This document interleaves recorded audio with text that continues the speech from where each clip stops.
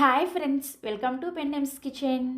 ఈరోజు వీడియోలో ఇంట్లో ఇడ్లీ పిండి లేనప్పుడు కూడా అప్పటికప్పుడే ఉదయం బ్రేక్ఫాస్ట్లోకైనా నైట్ డిన్నర్లోకైనా ముందుగా ఎలాంటి ప్రిపరేషన్స్ లేకుండా ఇలా మెత్తటి స్పాంజ్ ఇడ్లీని, అలాగే ఈ ఇడ్లీకి కాంబినేషన్గా స్పైసీ టమాటా చట్నీని ఎలా ప్రిపేర్ చేసుకోవచ్చో చూపించబోతున్నాను. ఈ రెండింటిని ప్రిపేర్ చేసుకోవడానికి పెద్దగా టైం పట్టదు. అలాగే ఇడ్లీ కూడా చూసారా ఎంత స్పాంజ్ లాగా ఉన్నాయో. రెగ్యులర్గా ప్రిపేర్ చేసుకునే ఇడ్లీ లాగానే చాలా చాలా రుచిగా కూడా ఉంటాయి. తప్పకుండా ఒక్కసారైనా సరే ట్రై చేసి చూడండి. సో ఇక ఏ మాత్రం ఆలస్యం చేయకుండా ఈ ఇన్స్టెంట్ ఇడ్లీని అలాగే చట్నీని ఎలా ప్రిపేర్ చేసుకోవాలో వీడియోలోకి వెళ్ళి చూసేయండి. ఫస్ట్ ఇడ్లీ కోసం ఇలా ఒక మిక్సీ జార్ని తీసుకొని ఇందులోకి 1 కప్పు లావుగా ఉండే అటుకుల్ని వేసుకోవాలి. ఈ అటుకుల్ని కొంచెం లైట్గా పౌడర్ లాగా గ్రైండ్ చేసుకోండి. మరి మెత్తటి పౌడర్ లాగా కాకుండా చూసారా ఇలా కొంచెం బరకగా గ్రైండ్ చేసుకోవాలి. ఈ అటుకుల పొడిని ఒక గిన్నెలోకి వేసుకొని నెక్స్ట్ ఇందులోకి 1 కప్పు పెరుగుని వేసుకోండి. మీరు వీటన్నింటిని కొలుచుకోవడానికి ఒక గిన్నెని కానీ గ్లాసుని కానీ సెట్ చేసుకొని సేమ్ కొలతతో తీసుకోవాలన్నమాట. అప్పుడే మీకు ఇడ్లీలు పర్ఫెక్ట్గా వస్తాయి.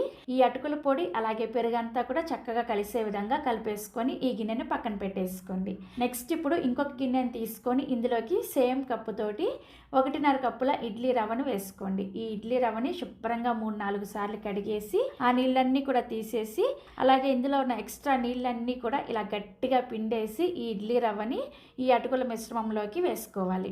ఇడ్లీ రవ్వలో నీళ్లు వేసిన వెంటనే మీరు కడిగేశారనుకోండి నీళ్ళతో పాటుగా రవ్వ వెళ్ళిపోతుంది అనమాట. ఒక 5 నిమిషాల పాటు అలా వెయిట్ చేసి రవ్వ అంతా కూడా నీళ్ళ అడుగు భాగానికి వెళ్ళిపోయిన తర్వాత నీళ్ళను వంచేసుకొని క్లీన్ చేసుకోవాలి. సో ఈ విధంగా రవ్వలో ఉన్న ఎక్స్ట్రా నీళ్ళన్నీ కూడా పిండేసి ఈ గిన్నెలోకి వేసుకున్న తర్వాత ఇందులోకి రుచికి సరిపడా ఉప్పును వేసుకోండి. అలాగే ఇందులోనే 1 కప్పు వరకు నీళ్ళను వేసుకొని కలుపుకోండి. ముందే చెప్పాను కదా, వీటన్నిటిని కొలుచుకోవడానికి ఒకే గిన్నెని సెట్ చేసుకోండి. అప్పుడే మీకు ఇడ్లీ నేను చూపించబోయే విధంగా పర్ఫెక్ట్గా వస్తాయి అన్నమాట. 1 కప్పు నీళ్ళను వేసుకొని కలుపుకున్న తర్వాత చూసారా ఇలా కొంచెం గట్టిగా ఉంటుంది. ఇప్పుడు ఇందులోకి ఇంకొక కప్పు నీళ్ళను వేసుకొని కలుపుకోవాలి. టోటల్గా ఇప్పటికి 2 కప్పుల నీళ్ళను వేసుకున్నాము. నీళ్ళను వేసుకున్న తర్వాత మనకి ఇడ్లీ రవ్వ అనేది కొంచెం ఉండలుగా అనిపిస్తుంది అనమాట. గరిటతో కలపడం అయితే కొంచెం కష్టంగా ఉంటుంది. అందుకని చేత్తోనే ఈ ఉండల్ని ఇలా చక్కగా నలుపుకుంటూ ఉండలేమీ లేకుండా ఈ రవ్వని చక్కగా కలిపేసుకోవాలి. సో ఇలా కలిపేసుకొని మూత పెట్టేసి ఒక్క 20 నిమిషాల పాటు ఈ ఇడ్లీ రవ్వని నానబెట్టుకోవాలి. ఈలోపు చక్కగా మనం చట్నీని ప్రిపేర్ చేసేసుకోవచ్చు. చట్నీ కోసం కడాయిలోకి 2 టీ స్పూన్ల దాకా నూనె వేసుకొని వేడి చేసుకోండి. నూనె వేడైన తర్వాత 3 మీడియం సైజులో ఉండే పండిన టమాటాలని ఇలా ముక్కలుగా కట్ చేసుకొని వేసుకోండి. నెక్స్ట్ ఇందులోనే 4 ఎండుమిర్చిని అలాగే 1 లేదా 2 పచ్చిమిర్చిని రుచికి సరిపడా ఉప్పును కూడా వేసేసుకొని ఒకసారి కలిపేసి మూత పెట్టేసి టమాటా ముక్కలు ఒక 50% ఉడికేంత వరకు ఉడికించుకోవాలి. మధ్య మధ్యలో మూత తీసి కలుపుకుంటూ ఈ టమాటా ముక్కల్ని ఉడికించుకోండి. సో టమాటా ముక్కలు చూసారా ఇలా కొంచెం మెత్తబడిన తర్వాత ఇప్పుడు ఇందులోకి 4 పొట్టు తీసేసిన వెల్లుల్లి రెబ్బలు, 1 టీ స్పూన్ జీలకర్ర కూడా వేసేసుకొని ఒకసారి కలిపేసి మళ్ళీ మూత పెట్టేసి టమాటా ముక్కలు బాగా మెత్తగా ఉడికేంత వరకు లో టు మీడియం ఫ్లేమ్లో ఉడికించుకోవాలి. సో మొత్తానికి చూసారా టమాటా ముక్కలు ఇలా బాగా మెత్తగా ఉడికిన తర్వాత స్టవ్ ఆఫ్ చేసేసి ఈ మిశ్రమాన్ని పూర్తిగా చల్లారనివ్వాలి. టమాటా మిశ్రమం చల్లారేలోపు చక్కగా చట్నీకి మనం తాలింపు పెట్టేసుకోవచ్చు. తాలింపు కోసం తాలింపు గిన్నెలోకి 1 టీ స్పూన్ నూనె వేసుకొని వేడి చేసుకోండి. నూనె వేడైన తర్వాత పోపు దినుసులను వేసుకోండి. 1/2 టీ స్పూన్ చొప్పున ఆవాలు, మినపగుళ్ళు, పచ్చిశనగపప్పు అలాగే జీలకర్ర ఈ 4 పోపు దినుసులను వేసేసుకొని ఒక ఎండుమిర్చిని 1 రెమ్మ కరివేపాకును కూడా వేసేసుకొని తాలింపును చక్కగా లో ఫ్లేమ్లోనే వేయించుకోవాలి. సో తాలింపు చక్కగా వేగిన తర్వాత స్టవ్ ఆఫ్ చేసేసి రెడీగా పక్కన పెట్టేసుకోండి. సో టమాటా మిశ్రమం పూర్తిగా చల్లారిన తర్వాత మిక్సీ జార్లోకి వేసేసుకొని ఇక ఇందులో ఎక్స్ట్రా ఏమీ వేసుకోవద్దు. మనం టమాటాలను ఉడికించుకునేటప్పుడే ఉప్పును వేసుకొని ఉడికించుకున్నాం కదా, ఒకవేళ మీకు ఉప్పు సరిపోదు అనుకుంటే కొంచెం ఉప్పును వేసుకొని చట్నీని బాగా మెత్తగా గ్రైండ్ చేసేసుకోవాలి. సో ఇలా గ్రైండ్ చేసుకున్న ఈ చట్నీని ఒక గిన్నెలోకి తీసేసుకొని ముందుగా ప్రిపేర్ చేసుకున్న ఈ తాలింపుని వేసేసుకొని కలుపుకున్నారంటే చాలా చాలా రుచిగా ఉండే సింపుల్ టమాటా చట్నీ రెడీ అయిపోయింది. చూసారా చాలా సింపుల్ గా ప్రిపేర్ చేసుకోవచ్చు. ఈ ఇడ్లీలోకే కాకుండా మెత్తటి స్పాంజ్ దోశలతో కూడా ఈ చట్నీ చాలా రుచిగా ఉంటుంది. తప్పకుండా ట్రై చేయండి. సో ఒక 20 నిమిషాల తర్వాత మనం ప్రిపేర్ చేసిన ఈ ఇడ్లీ రవ్వ మిశ్రమాన్ని చూపిస్తున్నాను చూసారా, రవ్వ చక్కగా నానిపోయి ఇలా గట్టిపడి ఉంటుంది అనమాట. ఇప్పుడు ఇందులోకి కొద్దిగా నీళ్ళను వేసుకుంటూ మనం రెగ్యులర్గా ఇడ్లీ పిండిని ఎలా కలుపుకుంటాం ఆ విధంగా కలుపుకోవాలన్నమాట. నీళ్ళను ఒకేసారి వేసుకుంటూ వేసుకోవద్దు, కొంచెం కొంచెం నీళ్ళను వేసుకుంటూ చూసుకుంటూ కలుపుకోవాలి. సో మొత్తానికి మనకి కన్సిస్టెన్సీ అనేది ఈ విధంగా ఉండాలన్నమాట. నేనైతే ఇక్కడ ఒక అరకప్పు నీళ్ళని యూజ్ చేశాను. ముందు వచ్చేసి ఒక 2 కప్పుల నీళ్ళను వేసుకున్నాం కదా, ఇప్పుడేమో ఒక అరకప్పు నీళ్ళు అనమాట. టోటల్గా 2.5 కప్పుల నీళ్ళని యూజ్ చేశాను.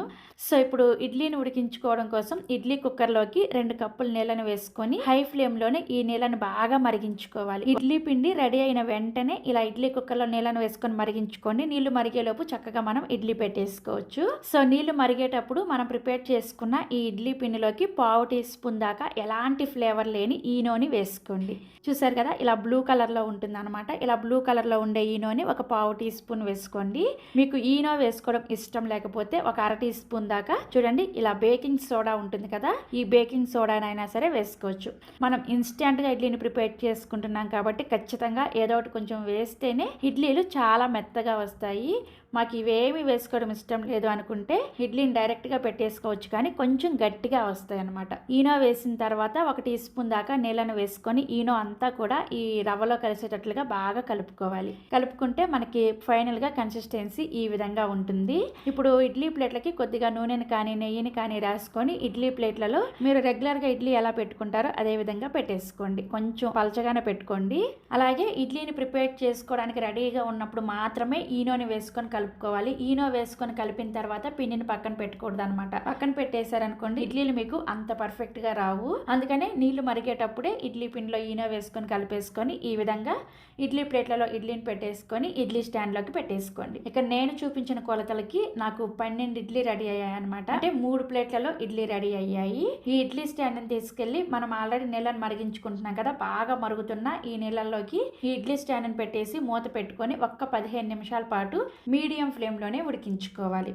గుర్తుంచుకోండి, ఇడ్లీ ఎప్పుడు ఉడికించుకోవాలన్నా సరే నీళ్లు బాగా మరగాలన్నమాట. అప్పుడే మనకి ఇడ్లీ అనేది మెత్తగా ఉడుకుతాయి. సో 15 నిమిషాల తర్వాత మూత తీసేసి మీ చేతిని ఒకసారి నీళ్ళతో తడి చేసుకొని చెక్ చేసుకోండి. మీ చేతికి పిండి ఏమి అతుక్కోవట్లేదు అంటే ఇడ్లీ చక్కగా ఉడికిపోయినట్లే. ఇప్పుడు స్టవ్ ఆఫ్ చేసేసి ఈ ఇడ్లీ స్టాండ్ని తీసుకొచ్చి పక్కన పెట్టేసి ఒక 5 నిమిషాల పాటు అలా వదిలేసేయండి. వెంటనే ఇడ్లీ తీసేసారనుకోండి ముద్దలాగా వచ్చేస్తాయి అనమాట. అందుకని ఒక 5 నిమిషాల పాటు చక్కగా సెట్ అయిన తర్వాత తడి స్పూన్తో ఈ విధంగా ఇడ్లీని తీసేసుకోండి. ఇడ్లీ చూసారా ఎంత పర్ఫెక్ట్గా వచ్చిందో, చూస్తేనే అర్థమైపోతుంది కదా ఎంత సాఫ్ట్గా ఉంటుంది అనేది.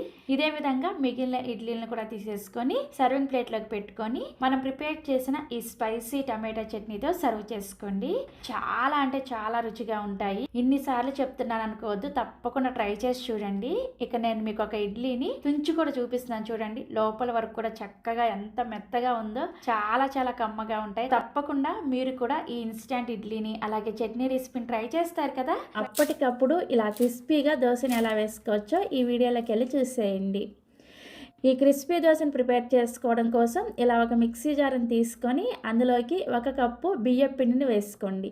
మనకి సూపర్ మార్కెట్స్లో ప్యాకెట్స్లో దొరుకుతుంది కదా, ఆ బియ్యం పిండినే వేసుకున్నాను నేను. నెక్స్ట్ ఇందులోకి 1/2 కప్పు వరకు బొంబాయి రవ్వను వేసుకోండి. దీన్నే ఉప్మా రవ్వ, సూజీ అని కూడా అంటారు. తర్వాత మనకి దోశ మంచి రంగులో రావడం కోసం 1/2 టేబుల్ స్పూన్ వరకు చక్కెరని వేసుకోండి. ఇలా చక్కెర వేసుకోవడం వల్ల మనకి దోశ తీపిదనం ఏమీ రాదు, దోశకి మంచి రంగు వస్తుంది అనమాట. చివరిగా ఇందులోకి రుచికి సరిపడా ఉప్పును కూడా వేసుకొని మీరు ఇందాక ఏ కప్పుతో అయితే బియ్యం పిండిని వేసుకున్నారో అదే కప్పుతోటి 1.5 కప్పుల వరకు నీళ్ళని వేసుకోండి. నీళ్ళని కూడా ఇక్కడ నేను చెప్పినట్లుగానే ఎగ్జాక్ట్గా వేసుకోండి. అప్పుడు మీకు దోశ అనేది పర్ఫెక్ట్గా వస్తుంది అనమాట.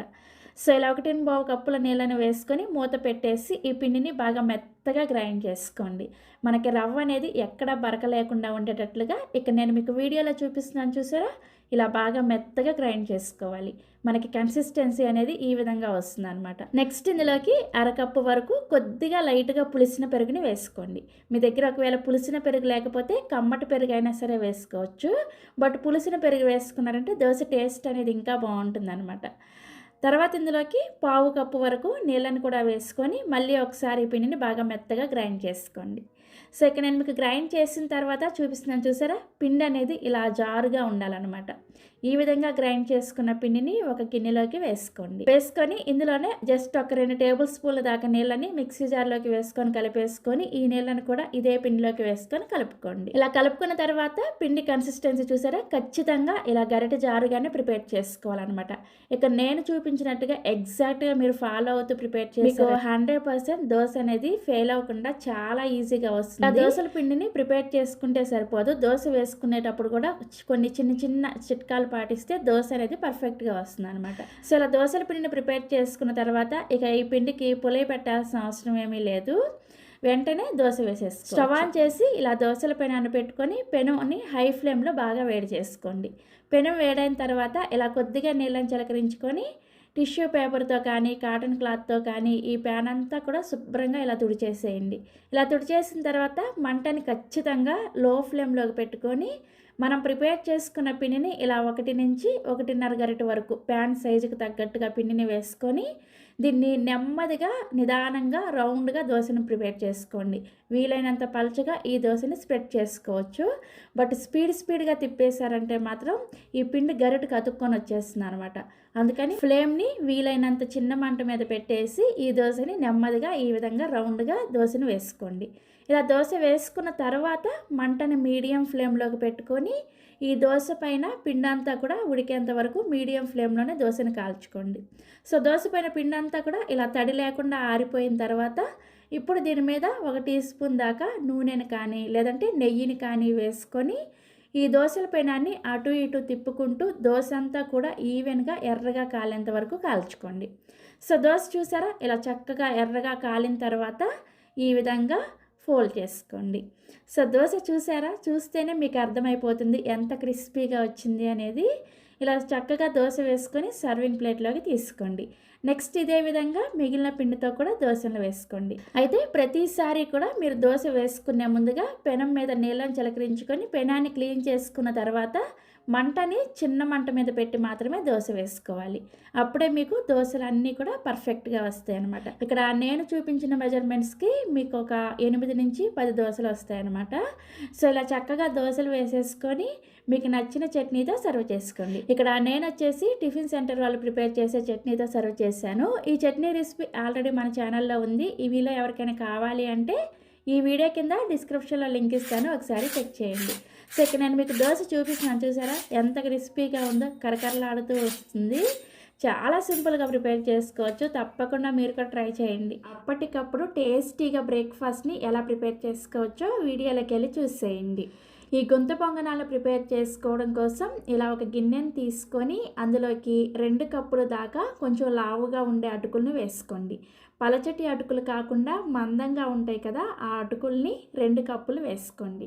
ఈ అటుకుల్ని 1కి 2 సార్లు శుభ్రంగా కడిగేసి ఆ నీళ్ళన్నీ కూడా తీసేసి ఇప్పుడు ఇందులోకి మీరు ఏ కప్పుతో అయితే అటుకులను కొలుచుకొని తీసుకున్నారో అదే కప్పుతోటి 1 కప్పు వరకు బొంబాయి రవ్వను వేసుకోండి.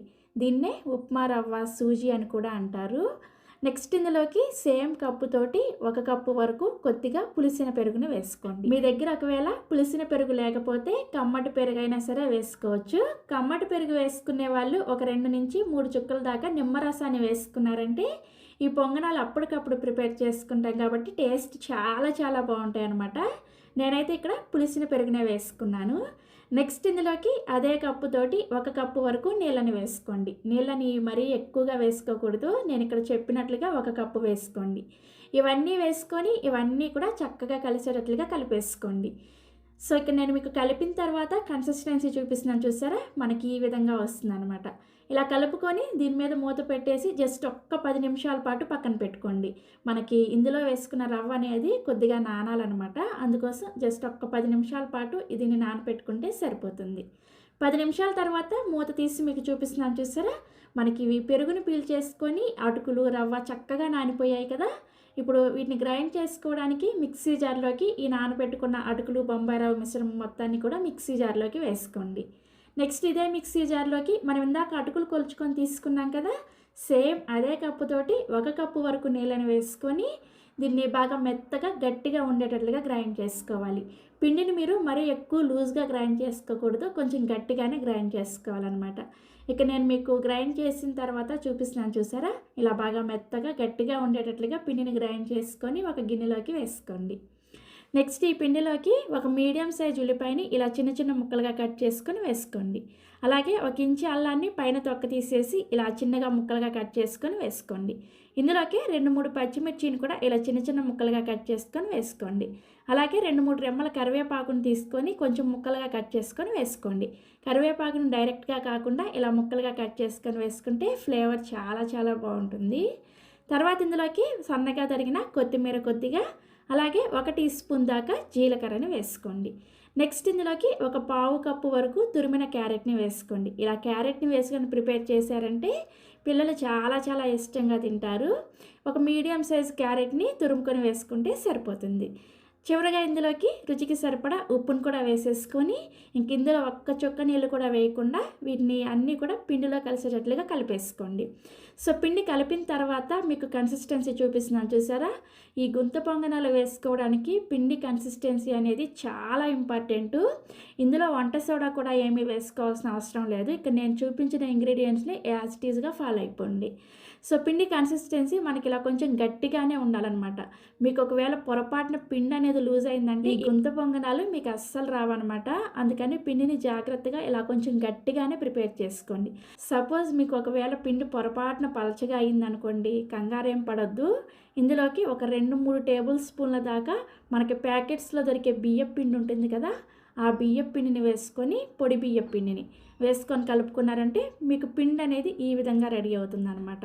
సో పిండిని ఇలా ప్రిపేర్ చేసుకొని ఇప్పుడు గుంత పొంగనాలు వేసుకోవడం కోసం స్టవ్ మీద గుంత పొంగనాల పెనాన్ని పెట్టుకొని ఈ గుంత పొంగనాల ప్యాన్ బాగా వేడైన తర్వాత ఒక్కొక్క గుంతలోకి 1/2 టీ స్పూన్ చొప్పున నూనెని వేసుకొని వేడి చేసుకోండి. నూనె వేడైన తర్వాత ఇప్పుడు మనం ప్రిపేర్ చేసుకున్న ఈ గుంత పొంగనాల పిండిని ఫస్ట్ మధ్యలో దాంట్లో వేసుకోకుండా ఈ అంచులో ఉండే ఈ గుంతల్లోకి ఫస్ట్ పిండిని ఒక్కొక్క టీ స్పూన్ వరకు వేసుకోండి. మధ్యలో దాంట్లో ముందే వేసేసుకున్నారంటే మధ్యలో వేడి ఎక్కువగా ఉంటుంది కాబట్టి గుంత పొంగనాలు అనేవి మాడిపోతాయి అన్నమాట. అందుకని ఇలా ఫస్ట్ అంచులన ఈ గుంత పొంగనాలు వేసుకొని చివరిలో ఈ మధ్యలో గుంతలో ఈ పిండిని వేసేసుకొని దీని మీద మూత పెట్టేసి మీడియం టు లో ఫ్లేమ్లో ఈ గుంత పొంగనాల్ని కనీసం ఒక 2-3 నిమిషాల పాటు చక్కగా ఫ్రై చేసుకోండి. సో ఒక 2-3 నిమిషాలకి ఇవి ఒకవైపు ఇలా చక్కగా వేగిపోయాయి. ఇప్పుడు వీటిని నెమ్మదిగా రెండో వైపుకి కూడా తిప్పుకొని మీరు కావాలంటే రెండో వైపు కూడా కొద్దిగా నూనెని వేసుకొని ఈ గుంత పొంగనాల్ని మళ్ళీ రెండో వైపు తిప్పినప్పుడు మూత పెట్టకుండా వీటిని లో టు మీడియం ఫ్లేమ్లో ఫ్రై చేసుకోండి. రెండో వైపు తిప్పినప్పుడు మూత పెట్టేశారంటే మీకు ఈ గుంత పొంగనాలు అనేవి క్రిస్పీగా రాకుండా మెత్తగా వస్తాయి అన్నమాట. అలాగే పెద్ద మంట మీద కనుక వీటిని ఫ్రై చేసుకున్నారనుకోండి, ఇవి లోపల ఉడకకుండా పచ్చి పచ్చిగా పిండిలాగా ఉంటాయి అన్నమాట. అందుకని మంటని లో టు మీడియం ఫ్లేమ్కి అడ్జస్ట్ చేసుకుంటూ వీటిని చక్కగా ఇలా రెండు వైపులు కూడా కాలేంత వరకు గుంత పొంగనాలను కాల్చుకోండి. సో రెండు వైపులు కూడా ఇవి చక్కగా ఇలా కాలిన తర్వాత సర్వింగ్ ప్లేట్లోకి తీసుకోండి. ఇదే విధంగా మిగిలిన పిండితో కూడా మనం ప్రిపేర్ చేసుకున్న పిండితో ఎన్ని కావాలంటే అన్ని గుంత పొంగనాలు వేసుకోండి. ఇలా గుంత పొంగనాలన్నీ వేసుకొని సర్వింగ్ ప్లేట్లోకి తీసుకొని ఒకవేళ మీకు పిండి మిగిలిందనుకోండి, ఆ పిండిని వెంటనే ఫ్రిడ్జ్లో పెట్టేసుకొని నెక్స్ట్ డే ఉదయం కూడా చక్కగా మీరు ఈ పిండితో గుంత పొంగనాలు వేసుకోవచ్చు. నెక్స్ట్ డే వరకు పిండి అనేది పాడవకుండా చక్కగా ఉంటుందన్నమాట. సో ఇలా చక్కగా కావలసిన గుంత పొంగనాలు వేసేసుకొని ఇక ఇందులో సపరేట్గా చట్నీ కూడా వేసుకోవాల్సిన అవసరం ఏమీ లేదు. ఒట్టిగా తినేసినా కానీ చాలా చాలా టేస్టీగా ఉంటాయి. లేకపోతే మన ఇంట్లో ఏదో ఒక ఊరగాయ పచ్చళ్ళు ఉంటాయి కదా, ఆ ఊరగాయ పచ్చళ్ళు అయినా సరే వేసుకొని ఈ పొంగనాలతో ఎంజాయ్ చేయొచ్చు. చాలా చాలా టేస్టీగా ఉంటాయి. సగ్గుబియ్యం పునుగుల్ని అలాగే టేస్టీ చట్నీని ఎలా ప్రిపేర్ చేసుకోవచ్చో వీడియోలోకి వెళ్ళి చూసేయండి. ఈ సగ్గుబియ్యం పునుగులు ప్రిపేర్ చేసుకోవడం కోసం ఇలా ఒక మిక్సింగ్ బౌల్ని తీసుకొని ఇందులోకి 1 కప్పు లావుగా ఉండే సగ్గుబియ్యాన్ని వేసుకోండి. ఈ పునుగుల కోసం ఖచ్చితంగా ఇలా లావుగా ఉండే సగ్గుబియ్యాన్నే వేసుకోవాలి. చిన్నగా ఉండే సగ్గుబియ్యాన్ని వేసుకోకూడదు. చిన్నగా ఉన్న సగ్గుబియ్యం వేసుకున్నారంటే నానేసరికి మీకు అవి పిండి పిండిగా వచ్చేస్తాయి అన్నమాట. అందుకని ఇలా లావుగా ఉండే సగ్గుబియ్యాన్ని వేసుకొని వీటిని 2-3 సార్లు శుభ్రంగా కడిగేసి నీళ్ళన్నీ కూడా తీసేసి ఇందులోకి మీరు ఏ కప్పుతో అయితే సగ్గుబియ్యాన్ని కొలుచుకొని తీసుకున్నారో అదే కప్పుతోటి 1 కప్పు పెరుగుని వేసుకోండి. మీ దగ్గర పులిసిన పెరుగు ఉంటే ఆ పెరుగునైనా వేసుకోవచ్చు, లేదంటే కమ్మటి పెరుగైనా సరే వేసుకోవచ్చు. పెరుగును వేసుకున్న తర్వాత సగ్గుబియ్యాన్ని పెరుగులో కలిసేటట్లుగా బాగా కలుపుకోండి. ఇలా కలిపేసుకొని మూత పెట్టేసి వీటిని ఒక 3 నుంచి 4 గంటల సేపు నానపెట్టుకోవాలి. పెరుగులో సగ్గుబియ్యం చక్కగా నానిపోవాలన్నమాట. అప్పుడు దాకా కూడా నానపెట్టుకోండి. ఈ సగ్గుబియ్యం నానేలోపు మీకు నేను చట్నీ ప్రాసెస్ని చూపించేస్తాను. సో కడాయిలోకి 2 టేబుల్ స్పూన్ల దాకా నూనె వేసుకొని వేడి చేయండి. నూనె వేడైన తర్వాత 1 టీ స్పూన్ మినపగుళ్ళు, 1 టీ స్పూన్ పచ్చిశనగపప్పు, 1 టీ స్పూన్ ధనియాలను వేసుకొని ఈ పోపు దినుసుల్ని లైట్గా గోల్డెన్ బ్రౌన్ కలర్ వచ్చేంత వరకు లో ఫ్లేమ్లోనే వేయించుకోండి. సో పోపు దినుసులు ఇలా చక్కగా వేగిన తర్వాత ఇందులోకి 5-6 వరకు ఎండుమిర్చిని, అదేవిధంగా 5-6 వరకు పచ్చిమిర్చిని ఇలా తుంచుకొని వేసుకోండి. పచ్చిమిర్చిని, ఎండుమిర్చిని చూసుకొని మీరు తినే కారానికి తగ్గట్టుగా వేసుకోండి. ఈ పచ్చిమిర్చిని కూడా కొంచెం లైట్గా రంగు మారేంత వరకు వేయించుకోవాలి. ఇలా వేగిన తర్వాత ఇందులోకి 3 మీడియం సైజులో ఉండే పండిన టమాటాలని ఇలా ముక్కలుగా కట్ చేసుకొని వేసుకోండి. పండిన టమాటాలు అయితే చట్నీ చాలా టేస్టీగా ఉంటుంది. పండిన టమాటాలనే వేసుకోండి. నెక్స్ట్ ఇందులోకి రుచికి సరిపడా ఉప్పును కూడా వేసేసుకొని ఒకసారి కలుపుకోండి. ఇలా మనం టమాటాలను ఉడికించుకునే ముందే ఉప్పు వేసేసుకున్నామంటే టమాటాలు తొందరగా మెత్తబడిపోతాయి అన్నమాట. ఒకసారి కలిపేసుకొని మూత పెట్టేసి లో ఫ్లేమ్లోనే ఈ టమాటా ముక్కలు మెత్తగా అయ్యేంత వరకు మగ్గించుకోవాలి. సో ఒక 3-4 నిమిషాలకే చూసారా టమాటా ముక్కలు ఇలా చక్కగా మగ్గిపోతాయి. ఇప్పుడు ఇందులోకి పొట్టు తీసేసిన 5-6 వెల్లుల్లి రెబ్బలు, అలాగే 1 టీ స్పూన్ దాకా జీలకర్ర, కొద్దిగా చింతపండుని వేసుకోండి. చింతపండుని మరీ ఎక్కువగా వేసుకోకూడదు. ఆల్రెడీ మనం టమాటాలు వేసుకున్నాం కదా, టమాటాల పులుపు డామినేట్ చేస్తుంది అనమాట. అందుకని చింతపండుని జస్ట్ కొంచెం మాత్రమే వేసుకోండి. తర్వాత ఇందులోకి ఒక గుప్పెడు వరకు కొత్తిమీర కాడల్ని వేసుకోండి. దీన్ని మాత్రం అస్సలు స్కిప్ చేయొద్దు. కొత్తిమీర కాడలు వేసుకుంటే చట్నీ టేస్ట్ అనేది నెక్స్ట్ లెవెల్లో ఉంటుంది. తప్పకుండా వేసుకోండి. ఒకవేళ మీకు టైంకి అవైలబుల్గా లేకపోతే స్కిప్ చేసేయండి, బట్ వేసుకోవడానికైతే ట్రై చేయండి. ఇలా కొత్తిమీర కాడలను కూడా వేసుకున్న తర్వాత జస్ట్ ఒక్కసారి కలిపేసి మూత పెట్టేసి 1 నిమిషం పాటు మాత్రమే వీటిని మగ్గించుకోండి. మనం వెల్లుల్లి, జీలకర్ర, చింతపండు, అలాగే కొత్తిమీర కాడలు ఇవి వేసిన తర్వాత ఎక్కువసేపు మగ్గించకూడదు అనమాట. జస్ట్ 1 నిమిషం పాటు మగ్గిస్తే సరిపోతుంది. ఇలా 1 నిమిషం పాటు మగ్గించిన తర్వాత స్టవ్ ఆఫ్ చేసేసి ఈ మిశ్రమం మొత్తాన్ని కూడా పూర్తిగా చల్లారనివ్వండి. పూర్తిగా చల్లారిన తర్వాత మాత్రమే వీటిని మిక్సీ పట్టుకోవాలన్నమాట. సో ఈ మిశ్రమం పూర్తిగా చల్లారిన తర్వాత మిక్సీ జార్లోకి వేసేసుకొని అవసరమైతే కొద్దిగా నీళ్ళని వేసుకొని చట్నీని బాగా మెత్తగా గ్రైండ్ చేసుకోండి. చూసారా, ఈ విధంగా బాగా మెత్తగా గ్రైండ్ చేసుకున్న ఈ చట్నీని ఒక గిన్నెలోకి తీసేసుకొని ఇప్పుడు ఈ చట్నీకి తాలింపు కోసం తాలింపు గిన్నెలోకి 1 టీ స్పూన్ దాకా నూనెను వేసుకొని వేడి చేసుకోండి. నూనె వేడైన తర్వాత 1 టీ స్పూన్ దాకా పోపు దినుసులను వేసుకోండి.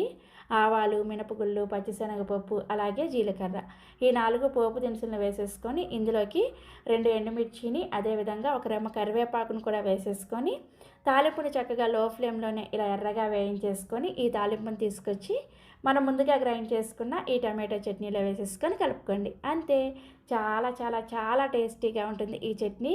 ఈ పునుగుల్లోకే కాకుండా ఏ పునుగుల్లోకైనా సరే ఈ చట్నీ టేస్టీగా ఉంటుంది. తప్పకుండా ట్రై చేయండి. సో ఇక్కడ నేను 4 గంటల సేపు సగ్గుబియ్యాన్ని నానబెట్టిన తర్వాత మీకు చూపిస్తున్నాను. చూసారా, ఇలా మెత్తగా నానిపోవాలన్నమాట. మనం చేత్తో నొక్కి చూస్తే ఇలా మెత్తగా అయిపోవాలి. అప్పటి వరకు కూడా సగ్గుబియ్యాన్ని నానబెట్టుకోవాలి. 4 గంటలు అయితే కరెక్ట్గా నానిపోతాయి. ఇప్పుడు ఇందులోకి ఒక మీడియం సైజులో ఉండే ఉల్లిపాయని ఇలా చిన్న చిన్న ముక్కలుగా కట్ చేసుకొని వేసుకోండి. అదేవిధంగా 2 పచ్చిమిర్చీల ముక్కలు, సన్నగా తరిగిన కరివేపాకు కొద్దిగా, సన్నగా తరిగిన కొత్తిమీర కొద్దిగా, సన్నగా తరిగిన 1 టీ స్పూన్ దాకా అల్లం ముక్కలు, అలాగే 1 టీ స్పూన్ దాకా జీలకర్ర, రుచికి సరిపడా ఉప్పును కూడా వేసేసుకొని ఇప్పుడు పిండి బైండింగ్ కోసం, అలాగే పునుగులు క్రిస్పీగా రావడం కోసం ఇందులోకి 1/2 కప్పు దాకా బియ్యం పిండిని వేసుకోండి. మనకి సూపర్ మార్కెట్లో ప్యాకెట్స్లో దొరుకుతుంది కదా, ఆ బియ్యం పిండిని వేసుకుంటున్నాను నేను. మీరు కావాలంటే ఇంట్లో ప్రిపేర్ చేసిన పొడి బియ్యం పిండి అయినా సరే వేసుకోవచ్చు.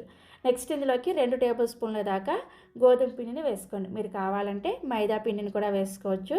గోధుమ పిండి అయితే హెల్తీ కాబట్టి నేను గోధుమ పిండిని వేసుకున్నాను. ఇవన్నీ వేసుకున్న తర్వాత ఇవన్నీ కూడా సగ్గుబియ్యంలో కలిసేటట్లుగా బాగా కలుపుకోండి. అవసరమైతే మధ్య మధ్యలో కొద్దిగా నీళ్ళని వేసుకుంటూ మనం పునుగులు వేసుకోవడానికి వీలుగా వచ్చే విధంగా ఈ పిండిని కలుపుకోవాలి. నీళ్ళని మరీ ఎక్కువగా వేసేసుకోవద్దు, కొద్దిగా వేసుకుంటూ కలుపుకోండి. పిండి ఎక్కువ పలచనైందంటే ఈ పునుగులు నూనెలో వేసినప్పుడు పేలతాయి అన్నమాట. అందుకని చూసుకుంటూ కొద్దిగా నీళ్ళని వేసుకుంటూ మాత్రమే పిండిని కలుపుకోవాలి. సో ఫైనల్గా మనకి పిండి కన్సిస్టెన్సీ ఈ విధంగా ఉండాలి. ఇప్పుడు ఈ పునుగులను వేసుకోవడం కోసం స్టవ్ మీద కడాయిలోకి డీప్ ఫ్రైకి సరిపడా నూనెను పోసుకొని బాగా వేడి చేసుకోండి. నూనె వేడైన తర్వాత మంటను మీడియం ఫ్లేమ్లోకి పెట్టుకొని కొద్దిగా ఈ విధంగా ఒక 5-6 వరకు పునుగులు వేసుకొని వీటిని మీడియం ఫ్లేమ్లోనే మంచిగా గోల్డెన్ బ్రౌన్ కలర్ వచ్చేంత వరకు వేయించుకోండి. పునుగుల్ని కడాయిలో మరీ ఎక్కువగా ఇరికిరుగ్గా వేసేసారంటే ఇవి సగ్గుబియ్యం పునుగులు కాబట్టి ఒకదానికొకటి అతుక్కుపోయి సాగినట్లుగా వస్తాయి అన్నమాట. అందుకని కడాయిలో ఇలా ఫ్రీగా ఉండే విధంగా పునుగులను వేసేసుకొని ఇవి చక్కగా మీడియం ఫ్లేమ్లోనే కలుపుకుంటూ ఎర్రగా వేగేంత వరకు వేయించుకోవాలి. సో చూసారా, ఇలా చక్కగా ఎర్రగా వేగిన తర్వాత వీటిని ఒక సర్వింగ్ ప్లేట్లోకి తీసేసుకోండి. ఎక్స్ట్రా ఆయిల్ ఏమైనా ఉంది అనిపిస్తే టిష్యూ పేపర్ వేసిన ప్లేట్లోకి తీసుకోండి. ఇదే విధంగా మిగిలిన పిండితో కూడా పునుగులను వేసేసుకోండి. సో ఇలా చక్కగా అన్ని పునుగులు వేసేసుకొని మనం ప్రిపేర్ చేసిన ఈ టమాటో చట్నీతో పునుగుల్ని ఎంజాయ్ చేసేయండి. ఇక్కడ నేను మీకు ఒక పునుగుని చూపిస్తున్నాను చూసారా, పైన క్రిస్పీగా లోపల గొల్లగొల్లగా చూస్తుంటే ఇప్పుడే తినాలనిపిస్తుంది కదా. తప్పకుండా మీరు కూడా ట్రై చేసి చూడండి. ట్రై చేసి టేస్ట్ చేసిన తర్వాత మీ ఫీడ్బ్యాక్ని నాతో షేర్ చేసుకోండి. Thank you.